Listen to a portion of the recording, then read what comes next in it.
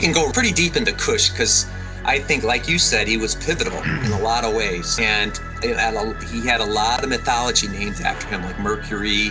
A lot of the father gods that we get in mythology came from Kush. There's some wild stories. Did you ever hear this where on the ark, Ham's wife was already pregnant with Kush and he wanted her aboard anyhow? And Noah said, no, I don't want anybody who's pregnant.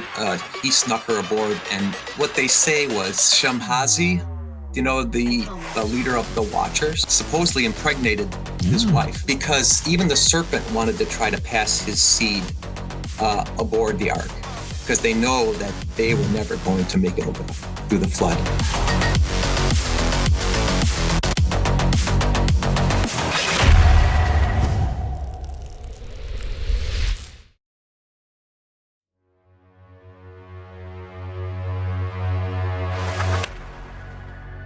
I think we all get the feeling that something just isn't right in the world. Welcome, fellow foilers, to the Tinfoil Hat Club, where we dare to discuss all the things we don't talk about in church. And where yesterday's fiction becomes tomorrow's fact. When you've got a government that's lying to your face, controlling the information through the media that it owns, that's not a recipe for peace in a civilization. Atomic. The electromagnetic waves affecting our planet. Megalithic cyclopean sites. Anderson Cooper, intern for the CIA. Watchers in the days of Noah. Well, hello and welcome to the Tinfoil Hat Club. I'm Kyle. And I'm Ben. And thank you for joining us yet again. We have a fantastic show planned for you today, but as always, first, just a couple quick housekeeping procedures before we get rolling with today's show and guest. So first of all, if you are joining us live, thank you so much. We always appreciate when you guys join us live. We can see all of your chats coming in through the feed here. So if you're on Rumble joining us, you're on YouTube, or you're watching through our website, thetfhc.com, we can see all of your chats coming in. So thank you for joining us, and we always enjoy having you guys be a part of the show. Yeah. If you are actually listening to this down the line, then you're listening to a normal edited podcast release, and that is perfectly fine as well. We appreciate that as well. Either way, if you're watching on YouTube or Rumble, please be sure to subscribe to the channel, give us a like, and please feel free to share a comment. We always like to see those and help drive that algorithm to reach more and more people. And if you are listening to this on some kind of service, then please, if you feel like we've earned it, please leave us a review and a 5-star rating on Spotify, Apple, or wherever you are listening to us. That also helps us out tremendously and helps continue to drive the show and push it to more and more people. So thank you guys very much for your help with that. When you head over to our website, thetfhc.com, if you guys would be so kind while you're over there to actually fill out the pop-up box that appears. That is actually going to get you signed up for our newsletter so we can get you all of the weekly content that we have planned, what live streams we have coming out, what episodes are coming out, and everything we have going on the foil. So please just make sure you guys are filling that out while you're over there. We will also invite you to our private Facebook fans group, and then we will send you a 20% off coupon to use for your first purchase in the merch store, is our way of saying thank you. So we would love to have you be a newsletter subscriber to the show. And if you want to go one further, we would love for you to be a member to the show. So we do have a couple different membership tiers. If you actually want to head to our membership website directly, it's the tfhc.supercast.com. You can also find a link to that through our website, the tfhc.com, if you click on members. So again, we have several different plans you can choose from, starting at $5 a month and going up all the way to $9, which is our HD Foiler membership. That is going to unlock everything, including HD only shows that only those members can actually get access to, albeit on the live stream or the regular releases. So we would love to have you guys help support the show and become a member. And ultimately, whenever you guys buy merch in the merch store or you become a member to the show or whatever the case is, ultimately you are helping support Ben and I and our ministry to reach the lost for God. So thank you guys very much for that. We do have some active sales going on right now. You guys saw it in the countdown if you guys were there present for that while it was running. We do have a sale right now on all of our obfuscated tees and sweatshirts. So if you guys want to head over to the store and use code disclosure at checkout, you will get 20% off your tees and your sweatshirts. So head over to our merch store, thetfhc.com/merch, or click on merch when you head over to our website, thetfhc.com, either way, and you will get access to the merch in the merch store. All right. As always, you can follow us on all of our social media as well, Facebook, Twitter, or X, I guess the kids are calling it these days, Instagram, and obviously all of our social media on YouTube and Rumble. So we would appreciate you guys following us on there and keeping an eye on things that we have going on. So we would really appreciate that. All right. Without further ado, we will go ahead and bring in our guest. I will unmute him and shrink us down here to bring him in. And our guest today is Brett Lee Thomas. So Brett is actually an author, and he has done a ton of really great research into Mystery Babylon. So that time frame right there around all of those events. And that's kind of what we're going to dive into today with Brett. He is actually friends with Zen Garcia and is publishing through Zen's Sacred Word Publishing company. So you can actually find out more about Brett. If you want to learn more about him directly, you can actually head to his website, which is mysterybabylon.com. So we're looking forward to a great discussion today, getting into the events right after the flood, or a little bit after the flood, I guess, as we have Nimrod and we've got Babylon and we've got all kinds of things that are basically going south after the flood, even though God tried to reboot us and we just couldn't help ourselves. So Brett, thanks so much, man. We really appreciate you joining us and great to have you on the show. Thank you both for inviting me. I appreciate it. Yeah, man. Very humble. Absolutely. So, just to start off today, like we talked about a little bit before we hit record, it's always good for everybody to get to know you and just share with us, a little bit of your background. What got you interested in these topics? And as you started to dive into all this stuff, what was kind of the driving force behind that? I think I mentioned a little bit before when we talked before the show, and I said the passing of my father, just not to get too melodramatic, but I was on a quest to figure out what happened as far as his cancer, why he went down that path, why he was stressed, what happened. And I was writing, and I started writing. And as I was writing more and more, the questions that I found answers to, other questions opened up, and it just became more of a spiritual thing after a while. And I started to just delve into that.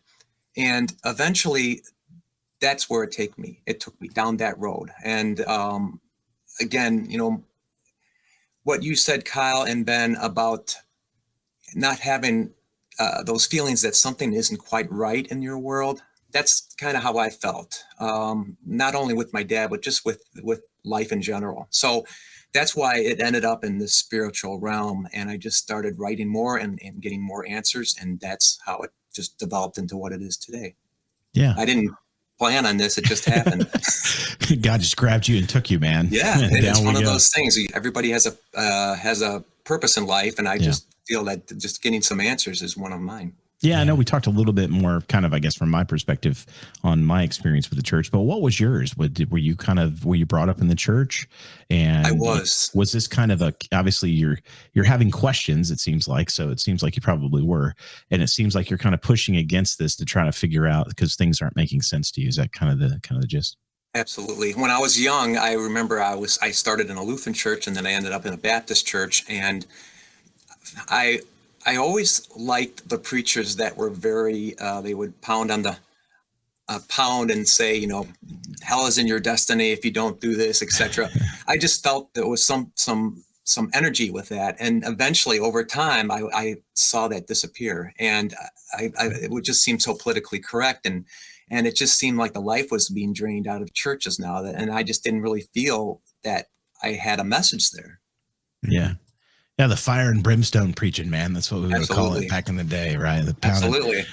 Yeah, it's kind of like we can't help, like, as human beings, and we're going to get into this today. Obviously, this is just the nature of everything we do that has sin attached to it. But it's hard for us to find that middle for the pendulum, right? We always swing it either so hard the one way where everything's sending you to hell, and everything is going to, send you to the fiery pits of the everlife. And then the other side of the coin is kind of like we talked about, like we've slid into this apathetic, everything is okay, God loves you, you don't have to change, kind of view of the church today, which is actually in essence driving more people to hell than ever. because there's no call for repentance at all. And it's almost like if you dare point out, how could you dare point out sin to someone? And it's just this very apathetic state that we've arrived into the church. Yeah, it's almost like there was substance in those preachings and in those messages. And now there's really the substance is always about how God loves you and be generous and have hope. Yeah. Hope is like my 4-letter word with churches. I don't know. It's something that nobody can accomplish, and it's always dished out to them. And it's just almost like there's no substance with sermons anymore really with me. And that's why another reason I turned away. Yeah. No, it makes a lot of sense, man. Yeah. As you started to dive into this stuff, like what was the first thing that you remember? And obviously you've been working on books now for, like we talked about, like a decade plus, but what was kind of the first thing that you remember getting into where you're like, well, this is completely different than what I was taught? I think it was the mark of Cain. That was one that I just had wondering. And of course, everybody wants to know, where did Cain get his wife? Those questions were just kind of getting to me. And I was just starting to wonder, what is the mark of Cain?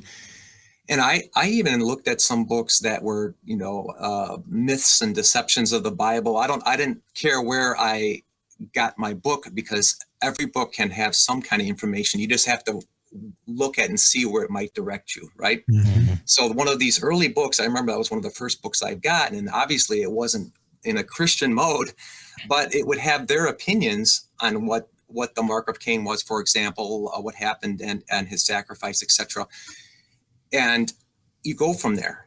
Sometimes you have to go even to see people who don't exactly care for God or want Christianity or like it, to see what their opinions is. And then you kind of go from there, and you can actually expand upon that and that, you can get help from many different sources. Yeah. Yeah. It's definitely interesting. And I know for me, so this is probably just me asking through my lens, but we'll see what your experience was too. For me, Genesis 6 was a huge, huge thing, right? Once we figured out that, it's not like the church teacher. First of all, my experience was church didn't teach anything. They just avoided it like the plague, right? We didn't even discuss it. It was almost like, we would talk about eschatology and have 80 million different viewpoints on that, but they would not touch certain things in the Bible with a 10-foot pole, and Genesis 6 was one of them. Was that kind of one of the things right around that same time frame, I would assume, and then in Genesis, that was a draw point for you as well? I think the serpent seed was a big one. And then that naturally, the Nephilim, that naturally brought you to Genesis 6. And it's the struggle between, sons of God actually being the sons of Seth or else something else. Mm-hmm. And I think the churches today and since the 4th century, they've been fanatical about dropping everything that has to do with giants or anything that has to do with any kind of these fornications. And it's just, you got to wonder why. Why are you so much into not allowing any of that information or that research in? What about the book of Enoch? It was found right with the rest of the books of the Bible and the Dead Sea Scrolls. Why exclude that one so much? Why not give it a chance? We've read in the book of Jude, even they've talked about, angels that kept not their first estate. And you got to wonder, okay, what does that mean? What does that mean? It's so simple. Yeah. But it's deflected continually, like you said, Kyle. Yeah. Was it Corinthians we were reading last week where we had the weird passage where Paul's just going and all of a sudden he drops in there about angels, make sure you cover your heads so you're not a temptation to the angels. Yeah. And we have all kinds of little Easter egg stuff like that makes no sense. It makes no sense. The only way that it makes sense is if you actually have the proper context of Genesis 6. Now, you had said something that I want to kind of dive into a little further, because as part of your research, what do you feel like is the reason or the rationale that in the 4th century we started to have this huge deviation away from the traditional, Look, you want me to be totally upfront again. Absolutely. Pull no punches. Fire away, brother. When Rome became the Roman Church, is when they were going to incorporate some paganism into the church, because a lot of the people, of course, the Roman Empire was pagan before, and they're not going to want to easily change into a Christian belief. So I believe that the leaders, at the time, needed to just bring a little bit of Mary worship and a little bit of, the Immaculate Conception, etc. in there, and also the praying to the different saints. So that was one part of it. There's a few different reasons why that they had to get rid of the whole giant thought. And of course, the validity of the Bible is one thing, because they were going to push evolution. That was in the the last few hundred years or whatever. But that part that they're talking about is they needed to bring in the worship of all these different saints and praying to saints and stuff. And people would start to think, okay, well, wait a second. How can that be? You shouldn't be praying to any angels. And could there be angels that actually are on the earth that have sired children as well? That type of thing. I think that's what they wanted to incorporate the pagan religion into that so they can actually have like a hybrid belief in ways. Going back to what do you think the mark of Cain was in your research? That one's a tough one, because there's a whole bunch of different marks that could be. It could have been, some say it was the horn coming out of his head. Some say it was a taw or a T branded on his shoulder, possibly, or and it could be, let's say, dark skin is another one, which I don't believe. Yeah. I believe out of all of the things, see, when we talk about the horn on his head, okay, a lot of times people will take that literally, okay, and they'll think, oh, okay, well, did a horn grow out of his head and that was the mark? I believe that during my research for all these years, we have to kind of start to think that there's symbolism in a lot of these things. And when we talk about horns in the past, they often portray power, okay? When you see a two-horned God, okay, or let's say even that the picture that we have of the devil, it's got two horns, that's more of a superior God. When you have one-horned God, it would be more like his son or somebody that's not as bright, it's inferior, but it's still powerful. So when we have one horn, I believe that was actually the part of Cain actually becoming stronger and smarter. Okay, he had a lot more power than more than normal people. Okay, obviously, because I believe that the serpent pretty much sired him. Okay, so does that make sense? Because again, you have all these things like the taw that was branded on his shoulder, etc. You have all these things that don't make sense if you think about it. But when you look at like symbolism, then that makes sense. Cain did have a lot more, let's say, supernatural knowledge and wisdom, being who he was, and I think that was part of that horn of power. I think the mark of Cain, when it all boils down to it, and it's a tough one because there's a lot of different things, but I think it was a mark that was placed on everyone around him rather than him, and it's a way for him. In other words, other people were to look at him and not want to kill him, but more of just say, okay, God will deal with him. I'm going to leave him alone. I don't want to deal with it. Like in the past, I'm sure other people would really right off the bat want to take somebody out if they did something wrong. That's justice, right? Yeah. An eye for an eye. Okay. That's how it was in times past. But I believe to spare Cain's life, God said, okay, other people will look upon you now and just want to avoid you and tell you just to go away because you need to stay alive. He needed to stay alive to serve out his punishment. So the mark wasn't necessarily on him. He had some knowledge. He had a lot of things that he could utilize in his life, but the mark was basically on other people to say, this guy is marked. Don't kill him. He's almost like a mark of a slave or a servant. You keep him alive to think about what he did and live out the rest of his life like that. Yeah. Because there is you remember Lamech and that prophecy at where Cain had 7 generations where he had to kind of live and die on his own. Does that sound familiar? Yep. Remember where Lamech cried and he said he killed somebody and he said, oh, now 70 generations are going to suffer because of this. Do you remember? It's in the Bible. Yeah. So basically what I take from that is that actually Lamech ended up killing Cain on accident. Okay, because Cain was supposed to live out his life throughout the 7th generation, but he actually died. It's going way off the handles there. But what I'm saying is I think that the mark is the way people look at Cain. Yeah. and they were not supposed to actually kill him. And that was part of his punishment. Yeah. Does that make sense? Yeah. I get what you're putting down. I do. Yeah, for anybody that out there, maybe that, I know we've got maybe some new people that are listening. Just for clarity, we are actually talking about in Genesis 4. It's the story of Cain and Abel, and it's at the end of this. So obviously, God has discovered what's happened. Cain's like, I can't stand the punishment. You're basically banishing me. And we pick up in verse 13, and I'll just read this to kind of give the back end for anybody that's kind of questioning what we're talking about. Cain said to the Lord, "My punishment is greater than I can bear. Behold, you have driven me today away from the ground, and from your face I shall be hidden. I shall be a fugitive and wander on the earth, and whoever finds me will kill me." Then the Lord said to him, "Not so. If anyone kills Cain, vengeance shall be taken on him sevenfold." And the Lord put a mark on Cain, lest any who found him should attack him. So then Cain I'm sorry, it's not glamorous.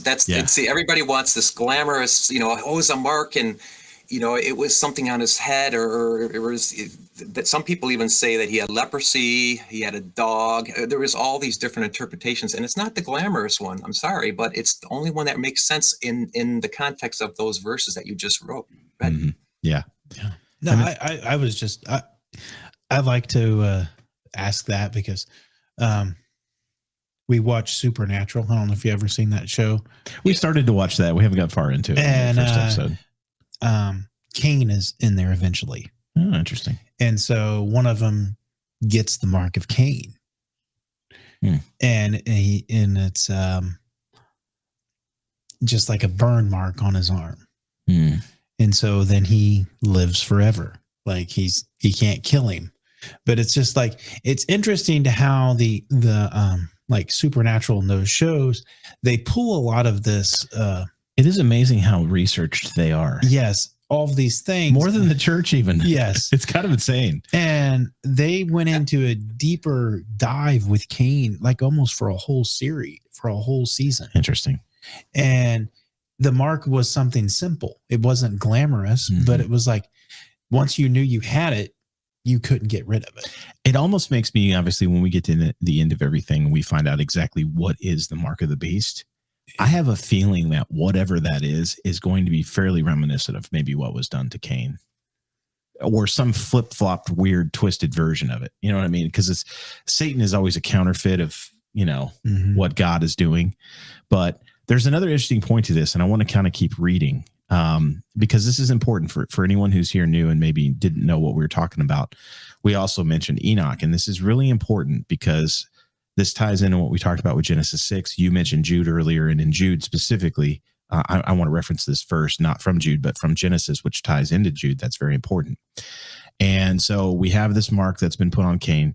Then Cain, it says, Cain went away from the presence of the Lord and settled in the land of Nod, east of Eden.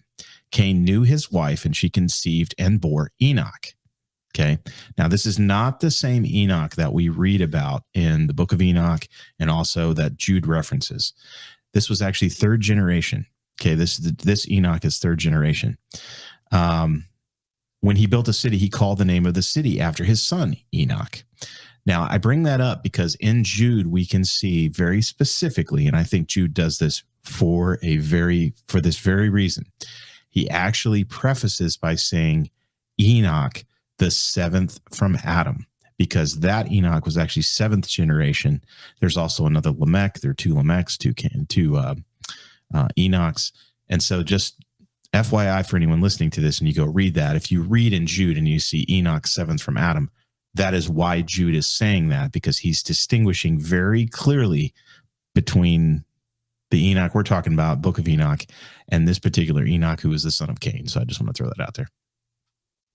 To piggyback, Kyle, on what you just said a little bit ago, the reason when I do think what that mark is, it makes sense that the mark could still be around today, and people are using the mark today, which is kind of like a parallel from then to now, which is kind of scary if you think about it, because people today, if you think about it, they see sin, they see people doing bad things.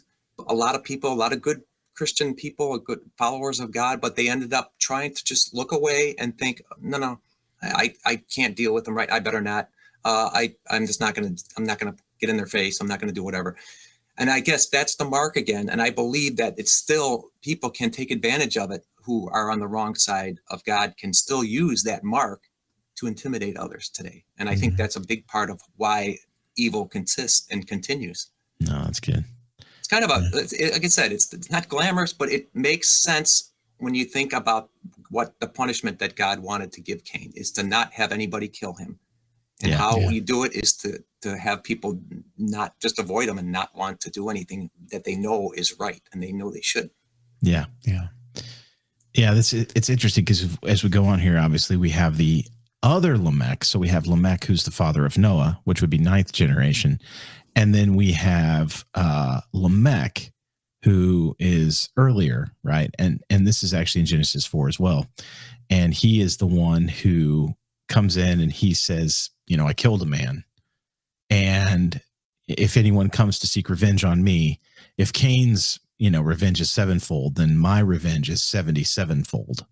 Now, what do you make of that? Because that to me has always been kind of a strange, mysterious passage in here. And we kind of mentioned, obviously, his wives in here too. He's the first one that we know of that is engaged in polygamy. It's not the only time in the Bible that's happened, many other times. And it's not necessarily even bad because, again, we don't see anything bad with it until we get much further into the Bible. So what are some things that you pick out of here just for fun as we're taking this journey together? And again, when I say things, I honestly, guys, they're going to be probably new and probably a lot of people haven't heard them because the research, like I said, I've done really a lot of research. And Brett, all the obscure that is why you are here, my friend.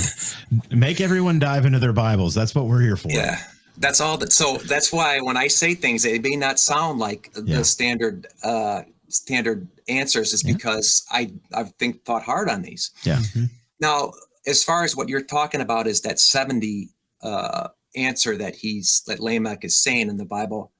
I believe that what they meant was, as God is the first generation in Adam, you go down to the 7th generation would have been Lamech, right? Mm-hmm. Okay.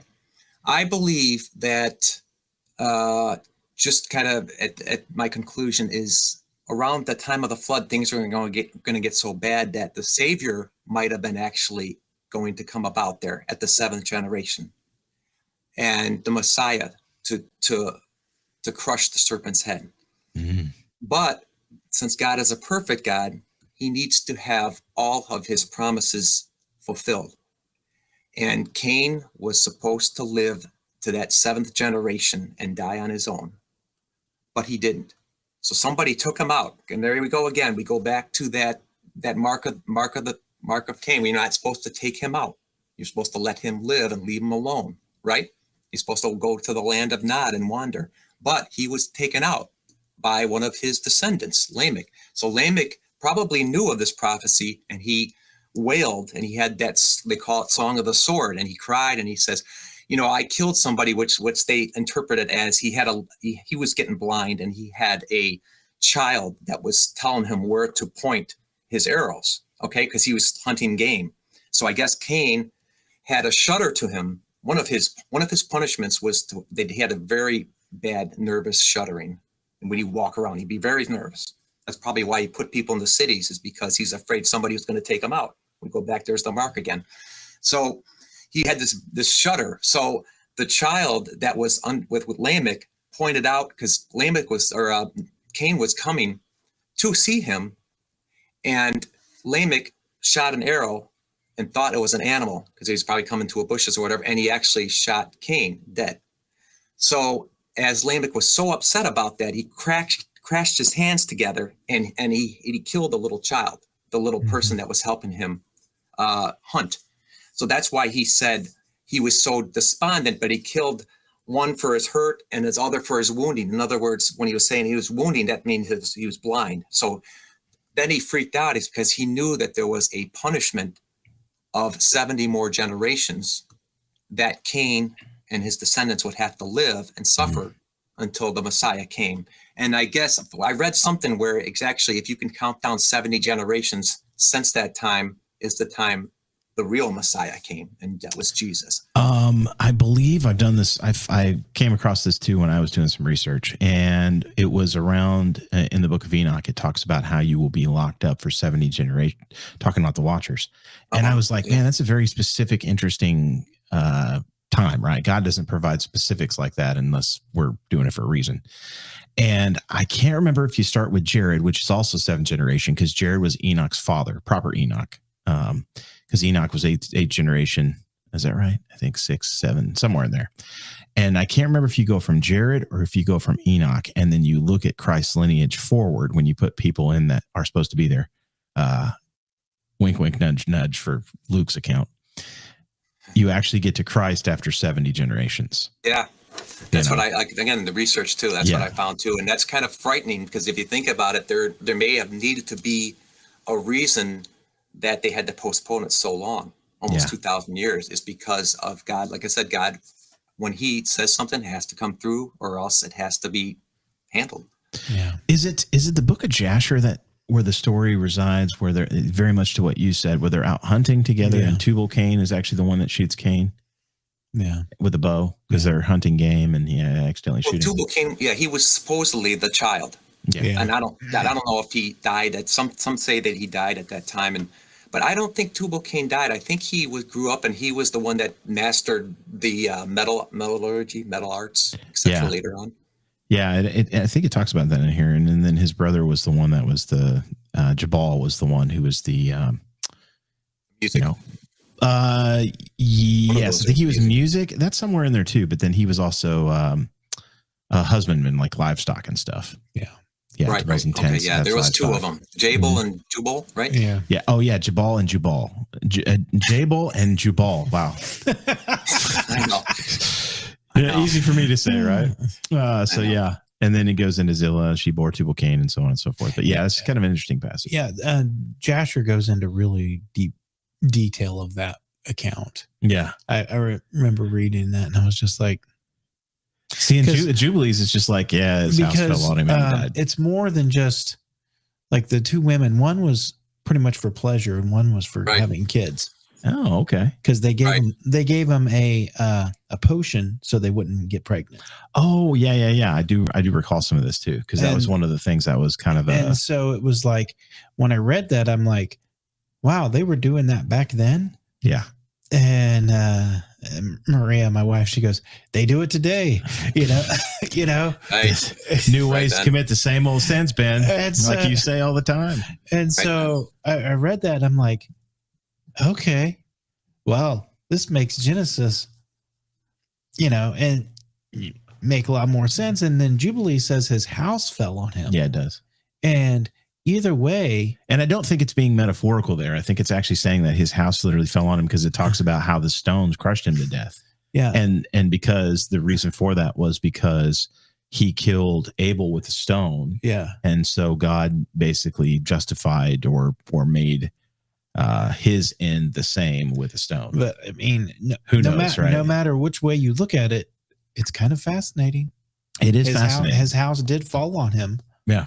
I mean, either way, right? Either way, his house fell on him. Yeah, it's kind of fascinating when you get into some of these other accounts, who's to say which one's right, which one's not. But yeah, kind of like the piggyback on what you're saying too, that makes sense. And we could go metaphorically, or we could go that where if you do think that his house, like you might have been alluding to then about his family, his house, his family did fall on him, like you were saying, and maybe it was a violent manner, because if you use those rocks as another symbol of violence, because of how he killed Abel, there was a violent act that came upon Cain. Yeah. So it could be like a lot of symbolism there too. And maybe they wounded him with the arrow and polished him off with a rock. The coup de grace. Congratulations. We're going to have to hit you in the face with a rock now until you're not here, because you're not going to make it. Maybe he still thought he was an animal. Yeah, maybe so. I don't know. It's kind of fun. Yeah. So yeah, I mean, we had intended to get into Genesis today, but this is good conversation. But kind of fast forward now, we're going to kind of get to. So there's your first 30-minute sampler session of probably future conversations more in Genesis, right? With Brett, okay. But we fast forward now, we have the flood, because we have everything that happens after that. We have the Genesis 6 event. Things are getting horrific. We wipe everything clean, and we're starting over, and we come off the boat, and it doesn't take long before man's up to his same old tricks yet again. And we wind up all the way at the Tower of Babel event. We have Nimrod that comes to power, and we have this whole thing. So as you started diving into the post-flood world, right, what did you find where the train started coming off the tracks? That's a good question. A good question. It's a huge story, and something, like I said, a lot of people may not quite understand is, from what my research found, is Nimrod was actually on the side of God for a while. God called him to actually do a little bit of enforcing, because God called Noah first off to say, okay, let's distribute people. Let's bring them to different areas so there won't be, I mean, again, it's some advantages we have of being close to each other as far as people would be, you can trade, you can get help, you can fighting wild animals, etc. But God wanted people to spread out because the potential for overcrowding and aggression, etc., was already starting. Okay. And I guess against the sons of Japheth, and the sons of Ham with Shem. They were actually starting to battle with each other. Okay. So Nimrod was actually one of the ones that God called, I believe, to shine for him, to be a viceroy at the beginning. And he was actually going into battle against the Japhethonites, the sons of Japheth. And Kush, his father, he was already of a bad intent. Okay, he was just not going down the right way, and of course, Ham was helping him go down these pagan paths. Because I don't know if you guys probably know about where Ham inscribed a lot of the antediluvian formulas and magic to those tablets or to those things. No, I'm not familiar with this. Dive into that, please. Well, they say that Ham always had a little bit of a issue with Noah and with obeying and following God. So basically the flood was coming. So Ham was thought to have inscribed a lot of this antediluvian magic and incantations and all these things that he could use later, because he was into that. So it wouldn't be lost forever. So after the flood, the watcher knowledge, basically, right? Pretty much. Yeah. A lot of that stuff. Yeah. He helped put that away. And then when the flood was over, then he went and grabbed it himself. Kind of like the fabric of Adam, like that. You've heard about that, the fabric of Adam, where he wore that and Ham stole it from Noah. Mm-hmm. He was a little bit nefarious, and then he gave it to Kush, and Kush eventually gave it to Nimrod, right? Mm-hmm. So Nimrod, again, used that just like Adam did to make animals prostrate and to kneel down and work with people too. It just stopped people. And I think Nimrod, although he was trying to do good at first, he was very young. He was about 20 or so when he got those, the garments of Adam, when he was about 20, but he was using those for good. And he was basically fighting some wars because these people were not separating like Noah wanted them. Noah wanted them to go out each to his own area, to Asia, to Africa, but they just didn't want to. A lot of them didn't want to, and there was fighting. So I think when the wheels started to come off was that Nimrod starting to get a little pride because Kush, his father, was whispering in his ear to go down another path, the pagan path. And he was struggling. He started struggling with that. And he started to do things his own way. Like he was preaching to the people that, this is an invisible God here. Okay, you have to trust that there is an invisible God. And he is the one that is he caused the flood. And he is the one that you should be respecting now. But the people are starting to they're grumbling, and they started to say, well, we want something that we can see. We want a visual. Can you get something? And he started, constructing idols and stuff. Again, he started falling for what they wanted. And that was the time when the wheels started falling off, is when Nimrod's heart started changing, but the people still stuck with him. Yeah. One of the ones that I haven't been able to dig into a whole lot yet is actually Kush. And because he seems to, as I dig more and more in there, and Ham's whole line is just corrupt from top to bottom. I mean, you got, one of his sons, and a lot of people don't even know this. We kind of glaze right past this in the Bible, but the whole land of Egypt is named after him. I mean, that's how we get the name Egypt. That was one of his sons. But Cush specifically seems to be kind of an interesting character in all this. So what was some of your research around him specifically that he was doing? I guess more than what we maybe talked about, but I can go really pretty deep into Cush because I think, like you said, he was pivotal in a lot of ways. Yeah. And he had a lot of mythology named after him, like Mercury. A lot of the father gods that we get in mythology came from Cush, basically. There's some wild stories that actually, did you ever hear this where on the ark, Ham's wife was already pregnant with Cush, and he wanted her aboard anyhow, and Noah said, "No, I don't want anybody who's pregnant." But Noah didn't really know, but he snuck her aboard, and she was actually the mother of Cush. Oh, Ham. And Cush. Ham's wife. Well, I don't basically. even know.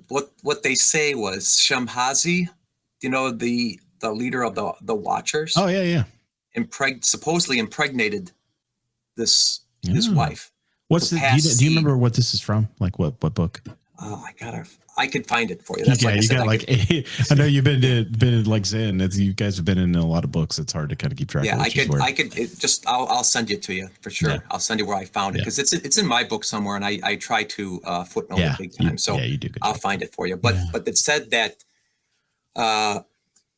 she was already impregnated, obviously, and because even the serpent wanted to try to pass his seed aboard the ark, because they know that they were never going to make it through the flood. And either Shamhazi and none of the Watchers were going to make it either. That descendant, the 200 Watchers, they were not going to make it through the flood. So they did whatever they could to pass out their seed. So like I said, these stories say that actually Cush was that child. And Ham took it upon himself to make him seem like his own. So he was already technically a bad seed already. Yeah. Okay. And that's part of what Cush did at first. Okay. He wanted to follow in Ham's footsteps. And obviously he just did not have a good bloodline to begin with. Yeah. I'm going to throw this comment from Sherry up here, and I want to just make a statement about this. So Sherry actually said she had never heard that about Ham's wife being pregnant on the ark. Now, Sherry and everybody else watching, there's a lot of, for lack of a better term, spitballing that we're doing today about some stuff that, is in a lot of extra biblical texts. There's 80 gazillion extra biblical texts out there, guys. And it is really going to be the discernment of every individual to figure out for themselves maybe what is and what is not good. And I would always encourage anyone to, if you read it and it goes against the, what's in the Bible, then probably not so good. If it's directly contrary, but if, that's always going to be your litmus test. So this is not something that you're going to get specifically in the Bible. And you have to remember that one of the things with Genesis, and this is the difficult part for us as we sit in 2025, we've talked about this on the show many times. The account that we have in Genesis, one, is very Cliff Notes style version. Mm-hmm. Okay. It's because you got to think it's recalling this story to people who are really probably much, much more familiar with it already than we are.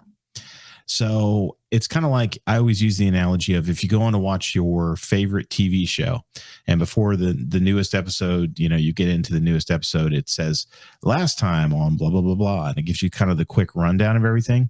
Imagine Genesis is that quick rundown of everything. So for us sitting here in 2025 that don't have all of the detailed knowledge that they had back then when this was written, however many BC, it's very difficult for us. So that's why we have to get into some of the extra biblical texts that kind of, and the lore, if you will, that does shed potentially more light on some of these. The difficult part is what part of the lore is good and what part of the lore isn't good, because you'll get conflicting things. Like we just had conflicting things earlier, potentially, where we see that in the book of Jasher, we have this event with Tubal Cain, and he kills, he's with Lamech, and Lamech accidentally kills Cain, and so on and so forth. And then you go into the book of Jubilees, and maybe it's being more metaphorical, or maybe it's being more literal, and it just says his house fell in on him and he got crushed by the stones. So there's a lot of these things out there that you just kind of have to read and really have discernment on, and ultimately take back to your Bible and just say, well, how does this fit into what we see in the Bible? So I know it's a long-winded expose there, but I feel like it's really important, especially with the conversations we're getting into today. That's very good. Again, I do go to very obscure sources that almost anything I could find, I either grab, buy, download, whatever I can do. So that's why, again, there's an answer somewhere, and it doesn't hurt, because that's all we have left is these ancient texts. I did find something, actually. I did a little searching here, and I did find something that might help out with that answer. Let's see if I can find it again. I just found it. It said, the book that I found it off of was called Hebrew Myths, the Book of Genesis. And that's just, it's from Robert Graves is his name, and Raphael Patai. Okay, it's just a book. Okay, and it basically, in the quote that I have here, it says, and they're talking about Ham. Had he not, what basically this woman, his wife, another story that I found in the ark is that Noah strewn, it was like seeds or something on the floor, okay? Because he said to the occupants of the ark, there'll be no sexual relations aboard the ark, because during this time of sadness, we don't want anybody to have enjoyment or have fun. We just don't want it. It's a solemn time. It's supposed to be a solemn time because people are dying, right? Yeah. So Noah did not want anybody to have any of that. So he had the men stay on one side, the women stay on the other side, and he threw like seeds or whatever it was, stalks or something. So if anybody would try to walk from one side to the other, they would see the footprints. Okay, it's like the broken glass. That's why he did that. Yes. So Ham was in a predicament because she was going to start showing. Okay. So he actually did that. He walked across and acted like he had intercourse, whatever, with her at that time. So then he could actually get away with her being, it was his. Right. And you can say that it was his. And so of course, that was one of the things that Noah was really upset at him about. Another thing that he was upset at Ham about is because Ham wanted all the his inheritance split in 3 ways, not 4. Because when Noah was off the ark, he wanted to have another child, and that's part of that whole debacle with castration or whatever you might hear about Noah. But Ham had some deceivious, he was deceivious there in some certain ways. So this book says, had he not lain with her himself, Shem and Japheth would have known she was already bearing a child. So that's the quote I got from that. So from that book, probably you'll be able to see that story in there. Yeah. Let you know. Go ahead. I want to go back to the castration. One thing before you do, we kind of see some of this even in House of David. We've talked about this last few weeks, but if anybody watched House of David, have you started watching House of David yet? No, and I haven't. You need to get on that. They actually pull from a lot of Jewish lore, because there's 80 million different things out there, like we've said. They actually pull from a lot of Jewish lore that goes back really far about who David's mom, the relationship basically between Jesse, his father, and David's mother. And they actually portray him in the show as being conceived out of wedlock. And a lot of the Jewish lore, where they didn't just pull it out of thin air, is what I'm getting at. They actually went back and actually pulled this out of old Jewish lore. Now, do we see anything in the Bible about that? No, it doesn't get into it, but it doesn't necessarily mean that it's wrong either. There's just, the Bible can't cover everything, right? And it talks about the things that are important and then kind of goes from there. So anyway, castration thing. Yeah, you just kind of on with the castration. Yeah, because I've never heard that. Or should before. I say off with the castration? I never heard that. So like, hey, what's the that? castration? Yeah. Oh my. Okay. Believe me, I've heard a lot of things. So this is like news to me. This is. You mean of Noah? Yeah. So. Okay. Yeah. And there's so many things, but as you look at these stories, they start to make sense in a scary way. And that's why what I write and what I research and what I put in these is I try to make it sound logical and make sense. One of the things that makes sense to me is that I heard a story about what got Noah drunk was actually some of the grapes that came out of the Garden of Eden. You've heard about that, right? Yeah. So that makes sense, because if it's so potent and it's not the greatest thing, if that was maybe the tree of the knowledge, the grape that he took out and he drank and he thought he could make a wine out of it, but it was so strong that it intoxicated him, that makes sense to me, because I don't picture Noah as being incompetent or not aware of his surroundings. I think, that would be something that would take him by surprise, right? So then we have Ham, because Noah was getting old and he wanted another child to help him in his old age. And Ham did not particularly like that, because he's thinking, okay, well, you already have to split up your inheritance 3 ways with my 2 brothers. And I just did not want that to happen. So obviously it was time for Noah's wife to be ovulating. And Noah's ready, and they just happened to do this debacle with the wine and with those grapes, and then he fell down drunk, and Ham thought, okay, I'm going to take advantage of this situation with his own mother and going to have that 4th child, Canaan. Yeah. And that way he can get his inheritance. And there was talk, again, there was talks that he could have done a few things with Noah that was really got him upset. And castration is one of them, so that he would never have that 4th child. And you obviously, there's another couple of other stories, like we've seen it in the Bible, where Ham didn't really care that his father was naked and laying there like that. And of course, Shem and Japheth did. And they rushed in there, like it says in the Bible, to cover him, right? Yeah, walked in backwards so they wouldn't see him. Right, they look backwards, right? But it's, and then those type of things were respectful to your parents was very important back then. So again, all these things that happened to Noah there by Ham got him really sour. And it's funny because even Japheth, they say, there was a quote that I found that he had a little snicker about his father. A little snicker about him, just a little snicker about before he rushed in and looked backwards. And Noah found out about that. And that was enough to take out Japheth as far as having, the priestly duties and etc. So he was even upset with Japheth a little bit. And Japheth didn't exactly turn out the greatest either. He had battles and he had his stuff going on. Yeah. They got into paganism too. So yes, they did. None of the 3 sons were perfect, but I think that was a monumental time for at least a couple of them. Yeah. Yeah.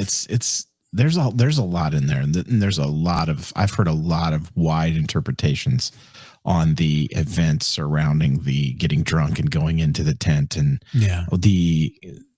I typically take a less extreme path, but then a lot of people I've seen go more of the direction you're seeing personally, but and whatever, it's here or there, because we really don't know. I mean, ultimately, at the end of the day, there's a lot of strange stuff going on that we could definitely see in there that something is up. And no matter what happened, right? The thing that you can take away from that is that Ham was a jerk. Yeah. He was a total jerk. And, we just see this really harsh, what we would view as harsh punishment, but we also don't have like you said, the respect thing today. And there's a lot of thing about nakedness in the Bible, and how shameful that is for somebody to see you naked that is not your spouse, right? And first thing we see in the Garden of Eden, what is the first thing they realized? They realized they were naked. There's one of my wife's favorite passages is about God is instructing Moses in Exodus on how to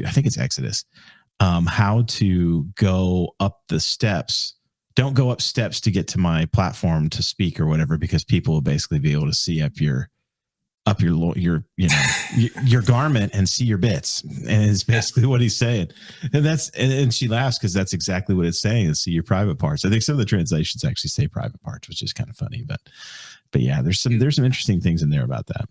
Oh yeah. So, did you know? Go ahead. No, please. No, go ahead. No, I was pretty much done. So feel free to hop in and say whatever you're going to say. Did you know that another story revolves around Noah, that when he was leaving the ark, there was a lion there, and the lion maimed him and scraped them in the genitals. And that was the reason why he had a very difficult time having children after they left the ark. Man. So he thought again, in this drunken state, I don't want to get too technical, but he was trying to get ready to go in for his wife, and he just couldn't because he was drunk, and they weren't working very well. So that's another story that could have allowed Ham to take advantage of the situation. Yeah, and Graybeard, I'm not sure when Graybeard joined us. He made a comment right here. He said, "Where's all this extra information coming from?"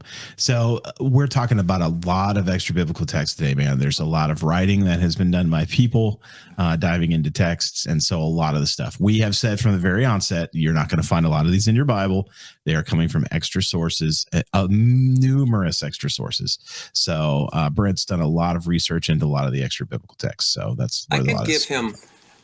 Legends of the Jews is a great source, and it's like 4 or 5 volumes. So that's one that Louis Ginsburg did a lot of. He did a lot of research, and he got a lot of things into a story, made it into like a story form, and has a lot of these footnotes that talk about the different possibilities. Like, I wonder if that's where they pulled the David's mom thing. I wonder if that's where they maybe pulled that from. Could have been. Yeah, it's an interesting thing, But yeah, Stacy, yes, he has done years of research on many sources. Yeah, thank you for answering, Stacy. Appreciate that. So yes, hi Stacy. I know her. She's do you? Oh, yes. There you go. He's calling in reinforcements, man. Here you go. So no, that's all good. So yes, she's very smart too. Gray, we preface this show and any of the shows that we do like this. This is all designed to dive into your Bible. Go read the extra biblical text, dive into your Bible, and see what God reveals to you. Because we can't have every single thing written down in the Bible. It's not possible.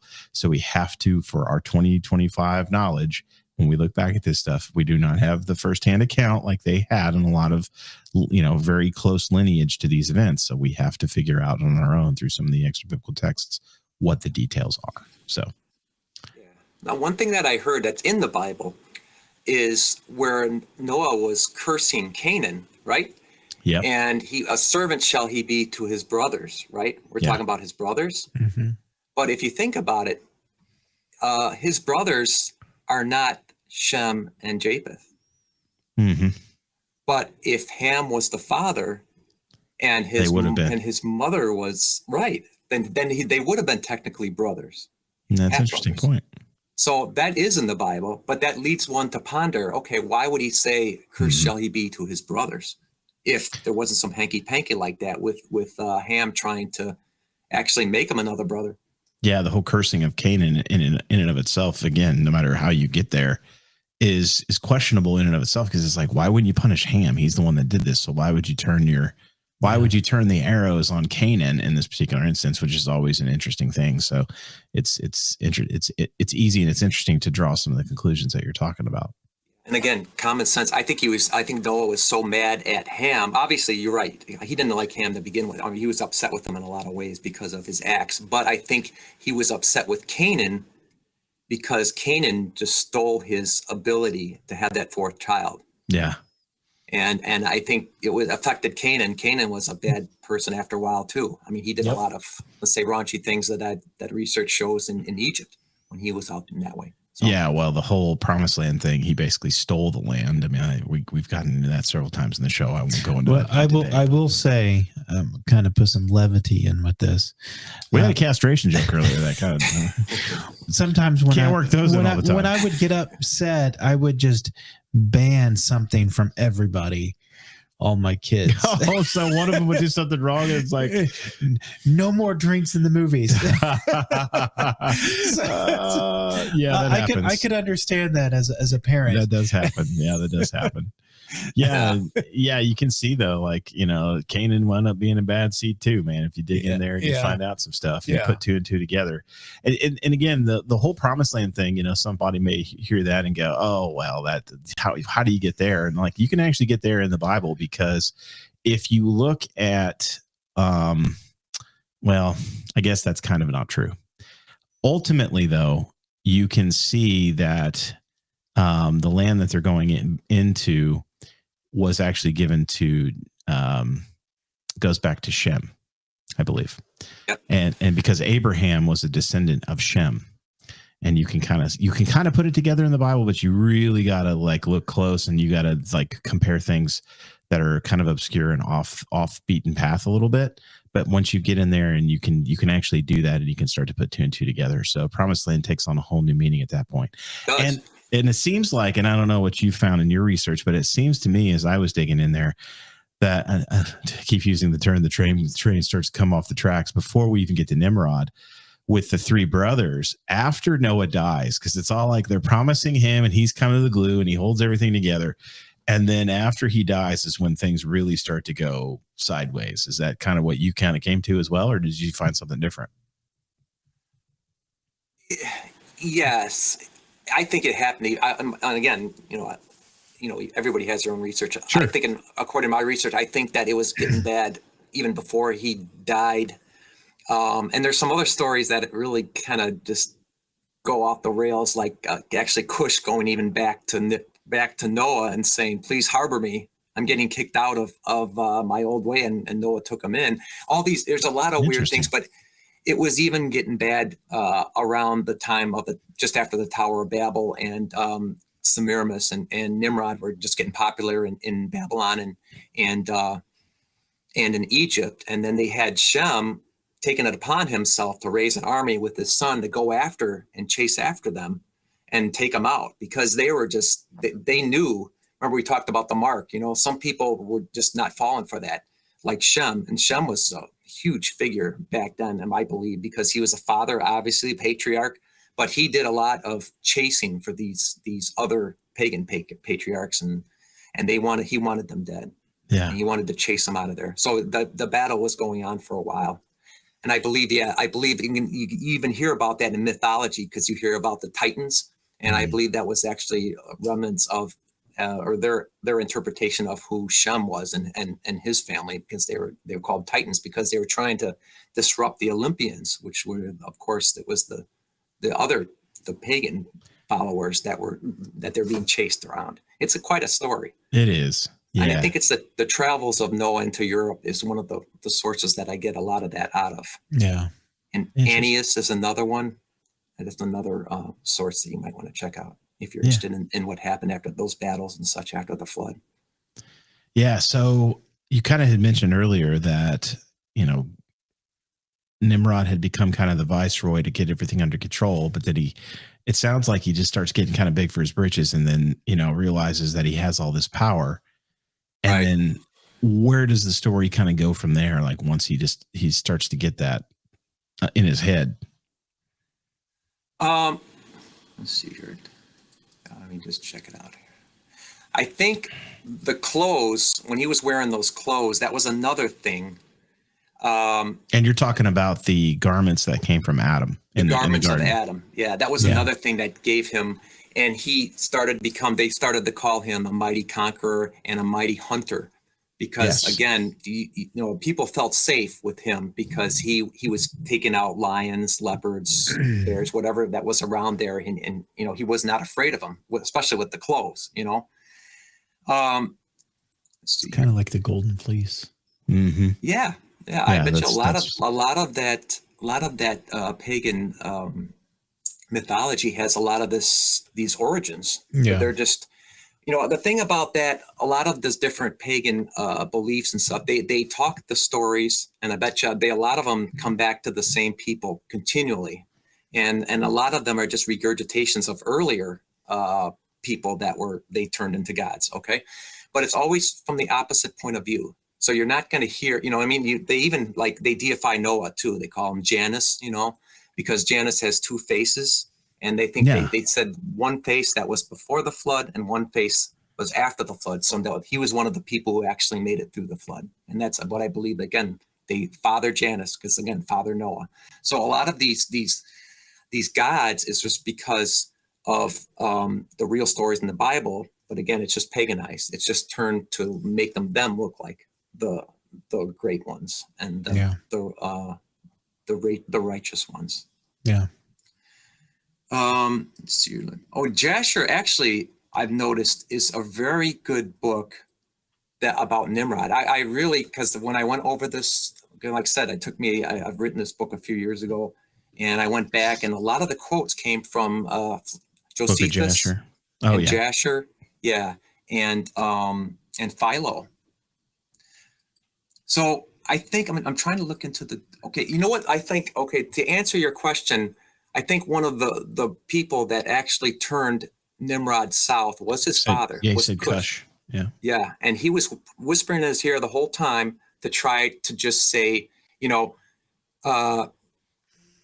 need to go the way of God. You're strong enough, and the pride started to get the better of him. So I think those are some of the things that actually turned him south. And when we talked about getting, actual symbols of idols and stuff out there rather than actually an invisible God. So God was just starting to get left behind and left into the dusty corner. And that's what happened. Simple pride. Yep. Yeah. I'm going to take a little detour real quick because I just want to answer a question, and then we're going to answer this real quick. I've want to come right back. I pulled this up. So Susan, you asked a question. You said concerning nakedness, didn't David dance naked in the streets at his coronation? And I think what you're referring to is 2 Samuel 6. He did not dance naked. Here's actually what it says in that particular passage, just to read it really quick. And again, this is 2 Samuel 6. Verse 14, and David danced before the Lord with all his might, and David was wearing a linen ephod. So no, he was not. And it was when they brought the ark into the city. Yeah, he's basically dancing and merriment. And this actually is the, well, I won't ruin the show for you. You can go read. I guess you can go read the Bible and ruin the show for yourself. So as far as what's going to happen next, but coming back to this, how do we get from Nimrod, to the Tower of Babel? Like, what was in essence the idea and the purpose behind the true purpose behind the Tower of Babel, as you have found in your research?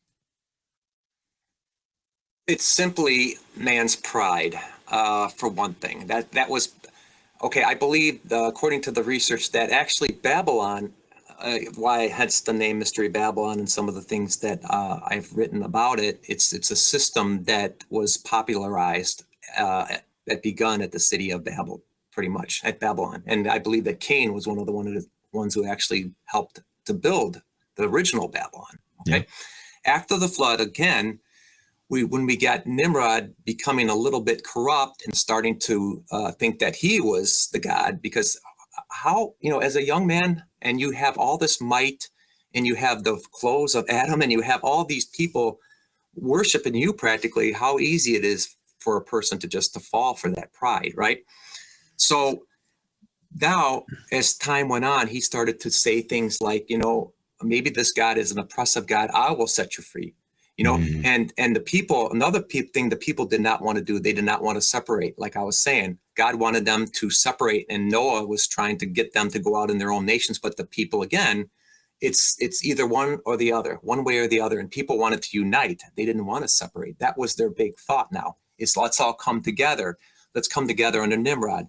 And again, thanks to Kush and the teachings, basically, I believe after a while, it became where human pride and human interpretations as absolute authority was circumventing everything that God had and God wanted to set out for the people after the flood. So that's basically, it's almost like a humanistic way of looking at the world now, where we can make our own gods. We are God inside, where we can make these best decisions. So the people got really upset after a while. And like I said, Babylon is the start before the flood. And Nimrod took it upon himself to say, you know what? I'm going to make this in honor of Cain. I'm going to make this the post-flood city. And I'm going to even build a tower, because we talk about earth. God has his holy mountain, right? He has his holy mountain where he comes out. And Nimrod thought, okay, well, let's build our own mountain, a mountain of man. This God that's oppressing us and killed our ancestors, we're going to build something high enough, because if he ever sends a flood again, we'll be high, we'll survive it. And we're actually going to put priests up there and fight God. And there's stories where they wanted to just go up there and shoot arrows up into the heavens and try to shoot and attack God. I mean, these people got so vile after a while. It was just, it's amazing, because it was only 100 or 150 years after the flood, and they just became very angry and vile, and something and someone was feeding them this. Yeah. I have in Philo, I have a little quote if I can read it here real quick. Fire away, please. Okay, it says, as translated in the Bible, it only says, quote, he was a mighty hunter before the Lord. And the name Nimrod, being interpreted, means desertion.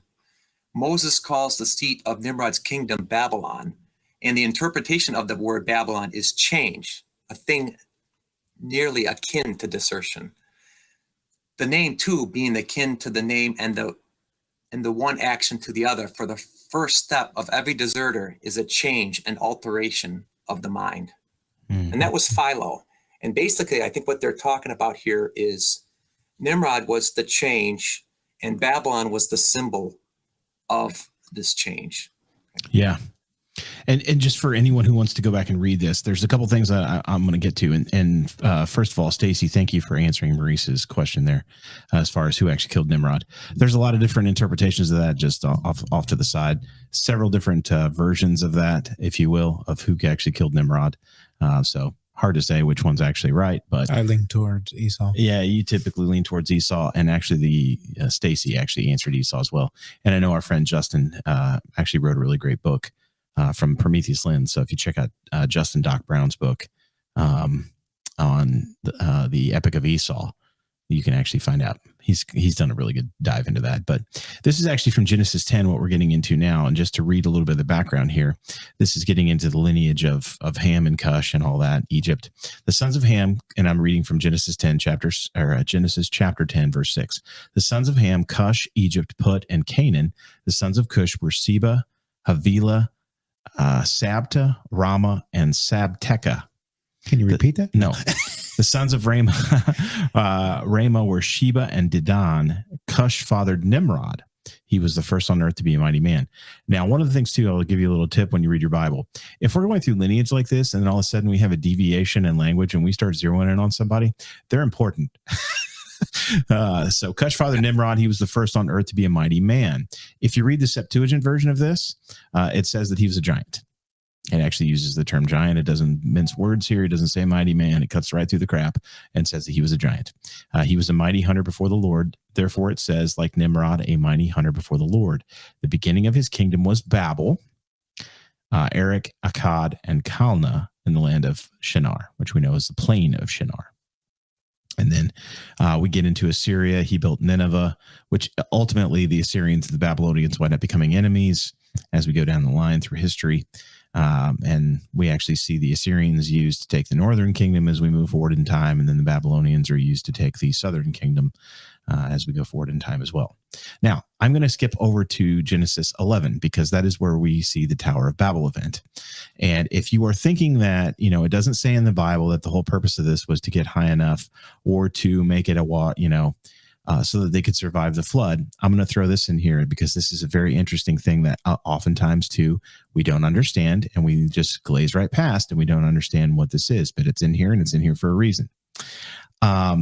I'm going to pick up right in verse 1. So Genesis 11, verse 1.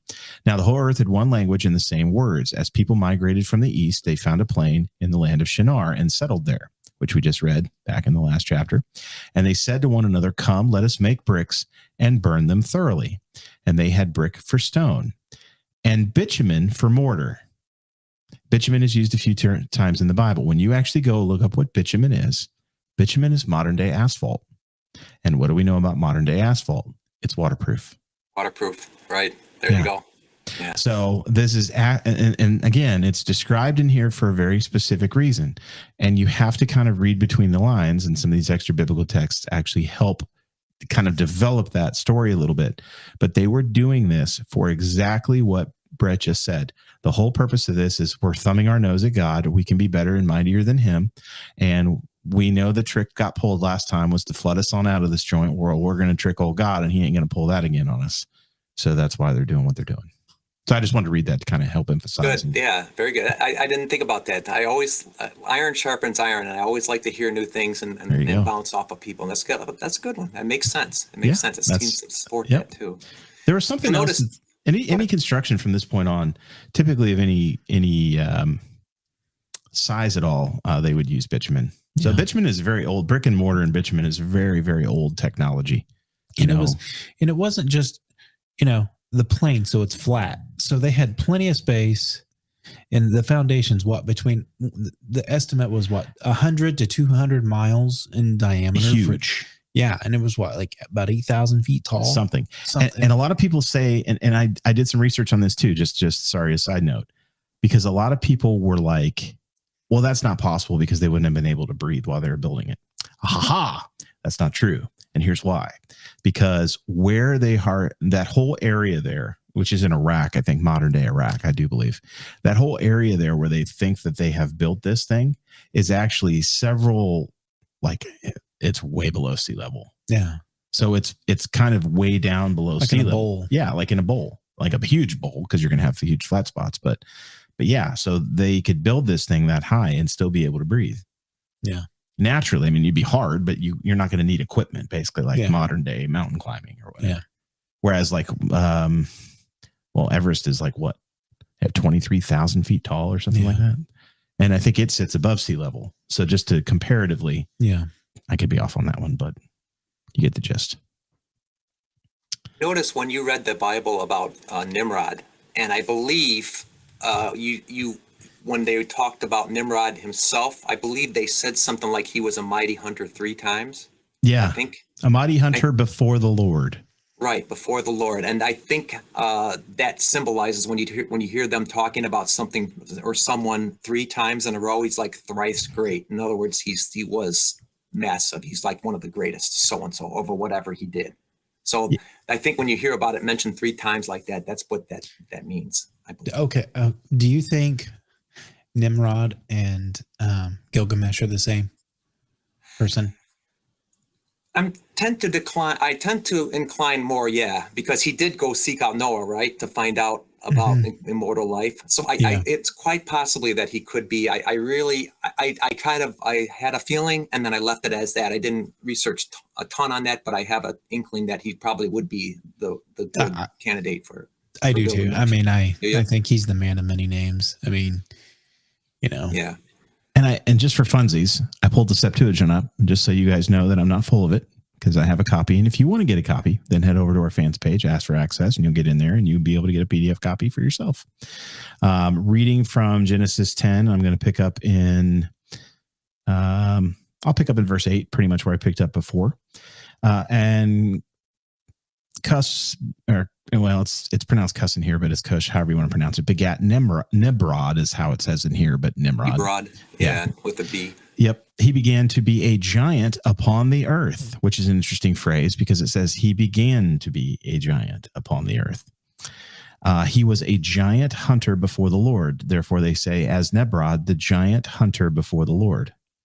And the beginning of his kingdom was Babylon, and then it goes on through pretty much the same thing we see before. Yeah. I like the Septuagint. It doesn't water it down for you. Cool. Yeah, again, that the giant thing, you have to, in my opinion, again, according to the research, sometimes things are symbolized and they're used in symbolism. So I think he was a giant, in my opinion, but they said Noah was a giant too in some pagan accounts and mythology and some of these ancient accounts that we read. So I believe also that we have to kind of use a little common sense, in my opinion, that when they talk about giants, sometimes they could mean that they were just in stature. They were just very influential. Physical stature, but yes. That. Right. I mean, I don't think everybody that we turned around, like Adam, some people think that Adam was a giant, or he had, and they say, oh, he's so-and-so else tall, et cetera, et cetera. But I don't think necessarily that he could have been actually a giant of stature. Maybe he was a giant in a way that he was very influential, knowledgeable, and he was a very well-respected person, and he was close to God. When they say, oh, he was very tall, could that have been that he was very close to the heavens and close to communicating with God and having a lot of power with the spiritual side? Yeah. Sometimes you have to interpret it, in my opinion, like that. Yeah, you could. I think Noah was taller. I think a lot of the people pre-flood. I think some of these guys post-flood too. Like I think Ham, Shem, Japheth, they were probably bigger guys just because it seems to be too, and this is just scientific. And this is actually a good talk we actually had with Hovind. Yeah. Because he's really good with this. Take it with what you will with what you think about Kent, but he's got his knowledge when it comes to the two ends of the Bible. They have found a lot of these fossilized tree sap that has oxygen that they believe was probably around before the flood. And when they go in and they look at the oxygen content of the bubbles inside of the fossilized tree sap, it's much, much higher than what we have now.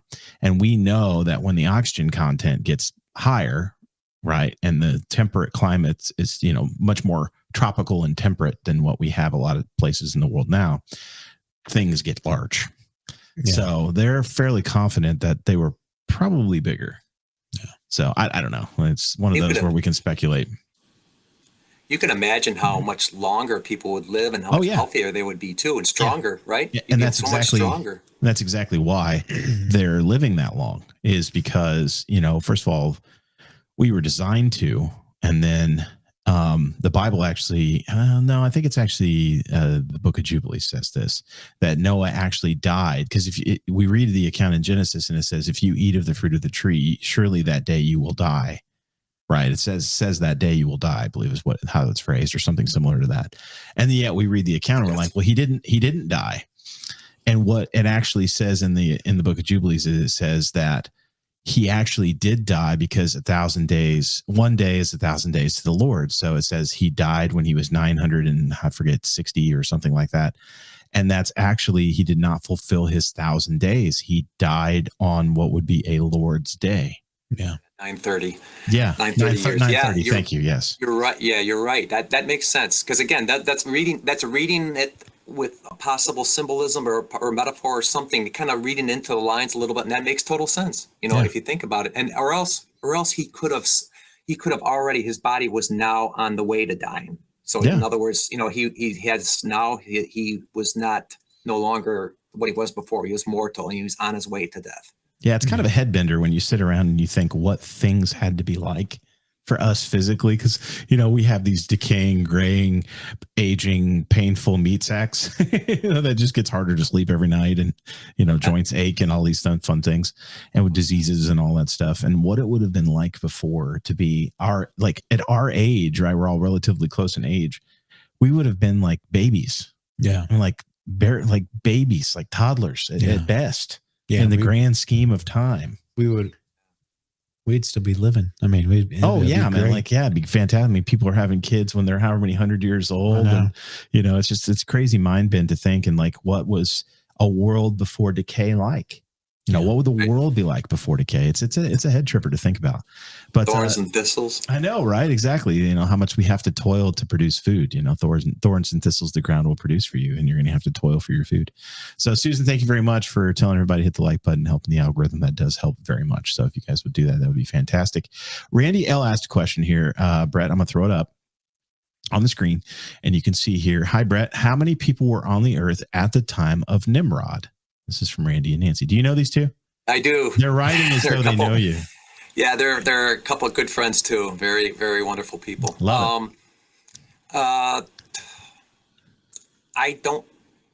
You can only imagine. One thing I do know, I don't know how many, and I couldn't make a guess because I'm not really good at that type of predictions, statistics, etc. But one thing that I did learn is after the flood, for a while, I guess God tried to allow a lot of people to have twins to accelerate the population quickly. That's why, and I guess back when Adam and Eve at the beginning of the garden too, there were twins too that were born quickly, and that's why I think Cain and Abel were twins. In my opinion, they came out around the same time because they did sacrifices at the same day, right? Mm-hmm. So I think when you become a certain age, you do certain sacrifices, and I believe that's why they did it on the same day when Cain killed him. But I think they had twins to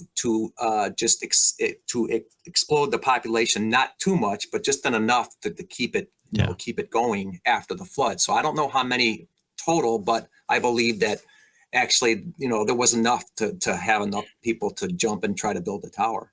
Be fruitful and multiply. That's an interesting thought. The other thought I had when he was saying that is how many things we have in like lore of stories, not necessarily biblical, but just other stories where it always revolves around twins. Yeah.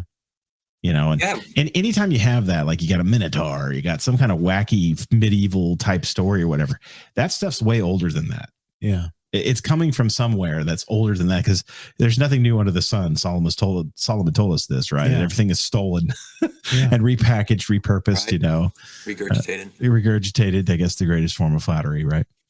So yeah, and you have Jacob and Esau. I mean, I think the twins often are significant, and you hear that. Yeah, there you go. Nimrod might have been a twin, but I'm not sure if he actually took out his brother. Maybe it was or whatever, but I Gilgamesh. don't know. Yeah. Huh? Maybe it was Gilgamesh. There you go. There you go. Could have been. Yeah, that's one I think. Because Justin, we talked to him and he gets into that. Yeah. The whole Nimrod killing or Esau killing Nimrod, which it makes. And then he comes back and he's like, "I'm going to die anyway." Yeah, you can have my birthright for the soup. You can have it. Yeah. You heard about the significance of that, right? Or did you? The soup? About the soup? I think maybe Justin got into it, but go ahead. The lentil soup supposedly is Jacob was mourning the death of Abraham at that time, and they ate lentil soup, red lentil soup at a death. So that's another thing that probably set Esau on a bad path, because he didn't even care that his grandfather had died. Dead. Right? He didn't even care at that time. He was just hungry, and he'd rather just eat the soup and give up his birthright than actually show a little bit of respect for an elder again, like Noah. Well, there's a lot more to that story. Again, if it's going into detail, then it means something. Yeah, and again, if he's thinking he's worried about his own skin, right? Is that what you're going? Well, and I said God hated Esau. Yeah, it's interesting. The whole thing's interesting because again, you have him clutching the heel, right? We have the whole clutching of the heel, just as we see in Genesis. There's a lot of parallels that are being drawn for a very specific reason. And again, if it's getting into that much specifics in the Bible, it's really important. I think so. I think it's extremely important. It's like, how would Heiser say, if it's weird, it's important? Yes. So you got Mike Heiser. I think a couple of the most important people, like in that book I sent you, Kyle, the first one, I think one of the very important but underrated people is Abel in the stories that we see, because Abel was a good person, but not necessarily of the best seed. Okay, I do hold that he was probably a certain serpent seed, just like Cain. I believe that because there are some sources that point to that. Okay, interesting. Another very important person in understanding the enemy and understanding a lot of these whole Bible stories is Esau. And again, it's kind of the same thing. He had everything going for him in his bloodlines genetically. He was grandson of Abraham and then Isaac, and then so he was right along with Jacob, with Israel. But I believe there's spiritual corruption in him, not necessarily physical. So you had Abel, a very important person, because he had all the negative things going for him as far as bloodline, as far as direction. If he's even a seed of the serpent, how good is that going to make you possibly be a good person? But he chose to follow God, and he chose to take those right paths. So that's significance. He had everything going against him, but he chose to go the right way. But then you have Esau, who on the other extreme had everything going for him. He had all the bloodline in the world, everything. All he had to do was just, again, not marry these pagan wives, follow God. But he chose spiritually the wrong path. And he led a lot of people down that wrong path as Edomite descendants. So that's the other thing that's like the other contrary that you want to think about, is that he had everything, but he spiritually chose the wrong path. So it's all up to a person's choice. They can make the choice. They can have all the negative things and they can choose God, or they can have all the things going for you and still choose the other side. Yeah, that's right, man. And the enemy. I can never hear that story anymore without having Willie Nelson pop in my head. Is it Willie Nelson? Mamas don't let your babies grow up to be cowboys. Yes, Willie and Waylon. Willie and Waylon. There you go. But I always change it to Mamas don't let your babies grow up to marry Canaanite women. Because he's like, all of the moms are telling him, don't marry Canaanite women, don't marry Canaanite women, don't marry Canaanite women. And it's like the first thing he does is like, oh my God, hey mom, you want to meet my wife? She's a Canaanite. Yeah. You should have told him not to marry Jewish women. He's reverse psychology on him. Oh my goodness. Yeah, he'll do the opposite, right? Just try to tell him the opposite, or tell him not to do, and he'll do the opposite. He'll be on the right path. Right, exactly. This is going to be an offshoot question because I just want to get your take, and we're going to jump all the way to modern day because I know what my take is. I just want to see what your take is. The whole idea of the Tower of Babel is human beings are obviously working together and they're getting real big for their britches, and they're beginning to accomplish things that are pretty insane and astronomical of what they're able to do, like physically. I mean, like, you got to think, to be able to build this tower, however big it was high enough where it got God's attention, right? And it was monumental enough for that to happen. God comes along, destroys the tower. I think it's in Jubilees. God actually causes a wind to blow it down, I think is what it was, but there's probably different accounts out there. Either way, we destroy it. We scatter the people. We confound the language. Or confound the language, then scatter the people, however you want to look at it. And here we go, however many thousand years later, and it seems like we're kind of back on that path again, where we're starting to do these things, like now we've got flipping dire wolves running around again. What's next? It's like we're doing Jurassic Park for real. And it just feels like I am used to saying, or fond of saying, that it feels like all of the things that we're getting into these days, genetic manipulation, transhumanism, and it just feels like this is kind of like our modern Tower of Babel. And I don't know how much we have left. Do you see the parallels there in yourself to some of the things we have going on?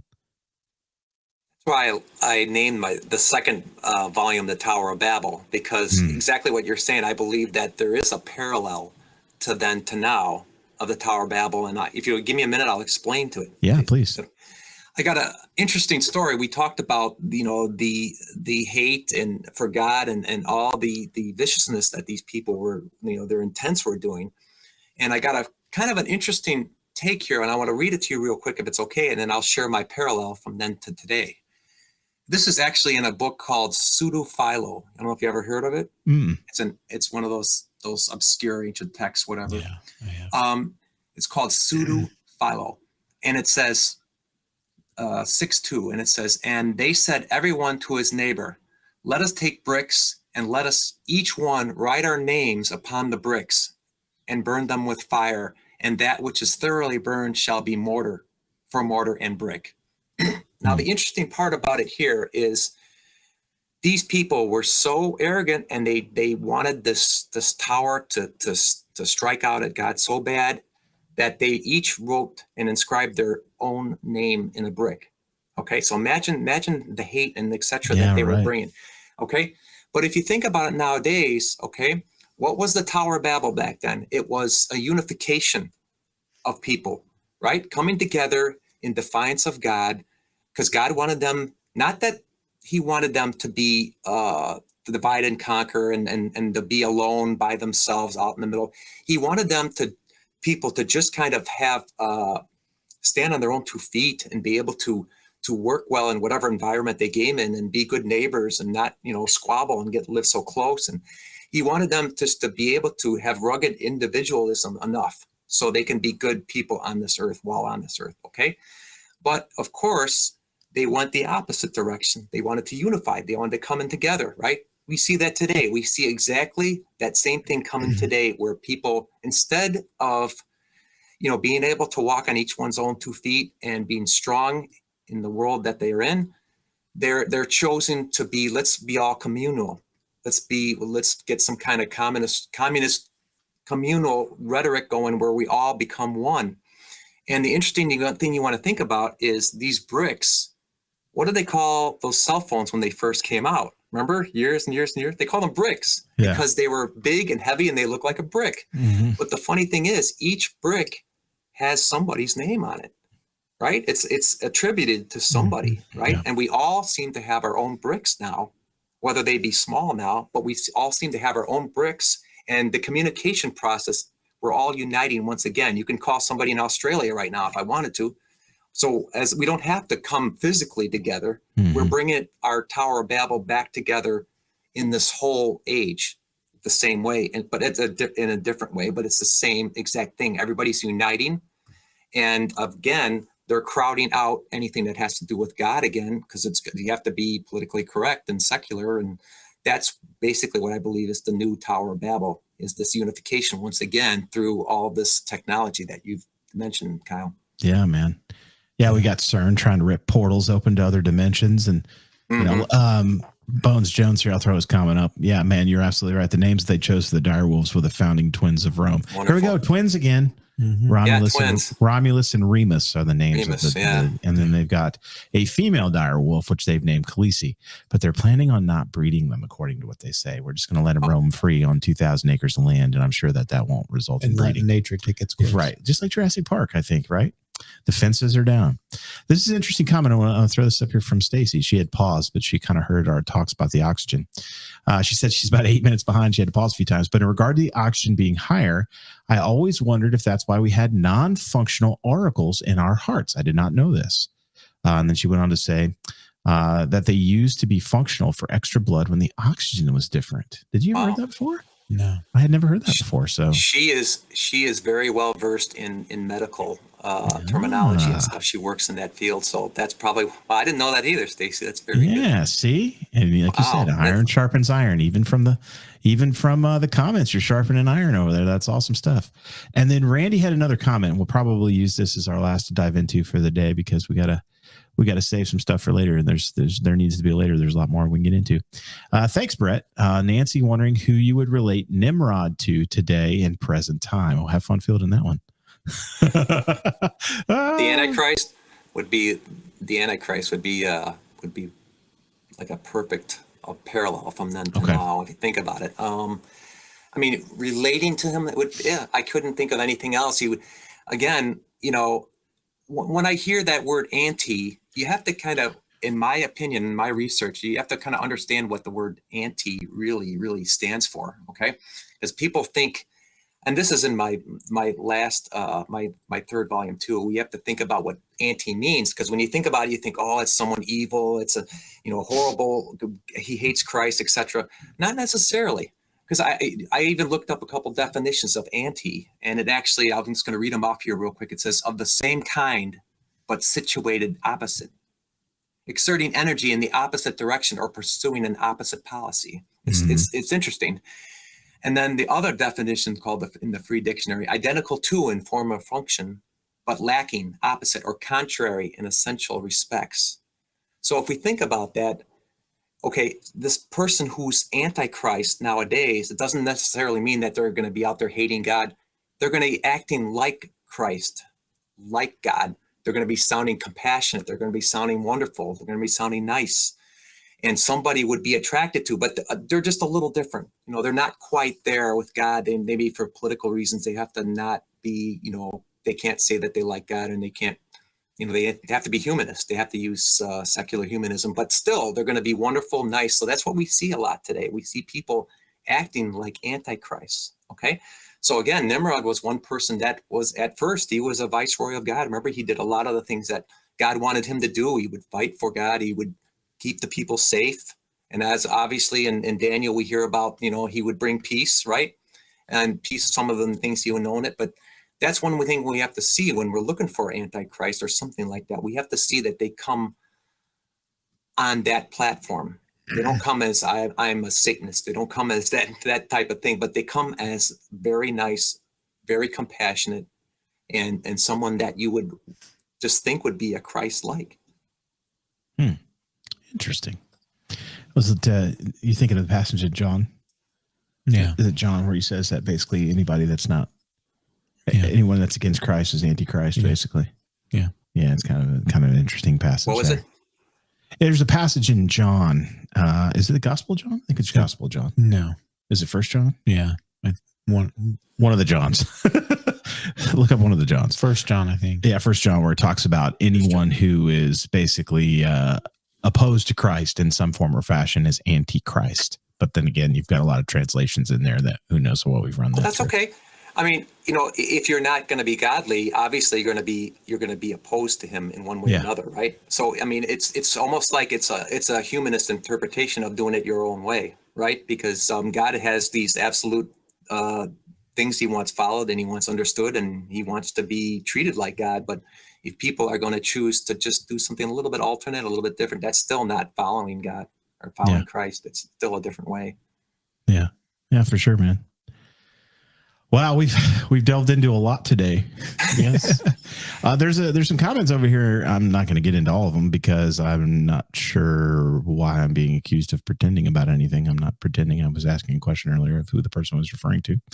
So it seems like I've made Dr. Nonagon very angry. So that's okay. Doctor, I'm not sure what I did to upset you, but hey, I'm not trying to pretend. But anyway, Brett, we have delved into the deep end, man, and we've had some great talks, dude. We need to have you back to dive in some more. There's a ton more. Good. There's a ton more. I would like to. I appreciate it, guys. Yeah, I would really, really like to. And again, iron sharpens iron, and I like to go back and forth with you guys because I'm always good to learn things too from you and everybody else that we talk about and is in the chat too. Yeah, man, for sure. The chat's been great today, man. It's been fantastic. So I wanted to throw this up there again. If you are interested in learning more about Brett, okay, you can actually head to his website right here on your screen, mysterybabylon.com, mysterybabylon.com. And while you are over there, I believe you can get in all kinds of stuff over here. And then you can actually go up and you can actually get all of his books over there. You can dig into his research. He's got media, and you can find out all about him over there and all of the different volumes that he has.